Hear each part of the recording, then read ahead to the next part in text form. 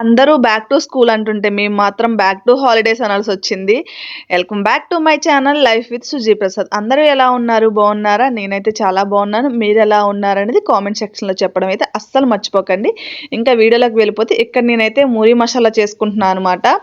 ఇంకా మా పిల్లలకైతే సమ్మర్ హాలిడేస్ స్టార్ట్ అయ్యాయి. ఇండియాలో పిల్లలందరికీ సమ్మర్ హాలిడేస్ అయిపోయి బ్యాక్ టు స్కూల్ అంటూ బ్యాగ్స్ పట్టుకొని స్కూల్‌కి వెళ్ళిపోతున్నారు. లంచ్ బాక్స్‌లు, స్నాక్స్ పట్టుకొని. బట్ మేమైతే సమ్మర్ హాలిడేస్ స్టార్ట్ అయ్యాయి అనమాట. ఇంకా ఈవినింగ్ స్నాక్స్ చేసుకుంటా ఉన్నాము. ఇండియాలో పిల్లలకి స్కూల్ స్టార్ట్ అయిన రోజే మాకు ఇక్కడ స్కూల్స్ హాలిడేస్ స్టార్ట్ అయ్యాయి.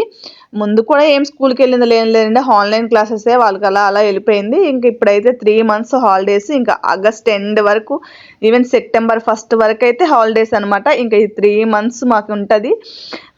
ఇంకా ఇక్కడైతే సమ్మర్ బాగా ఉందండి, వేడి బయట విపరీతంగా ఉందన్నమాట.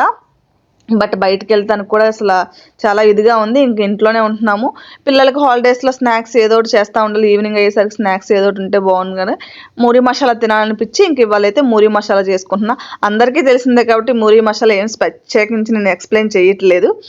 ఇంకా ఇదైతే చిన్న వీడియో అనమాట, చిన్నగా ఎడిటింగ్ చేసి పెట్టాను. పూర్తిగా అయితే చూసేసేయండి.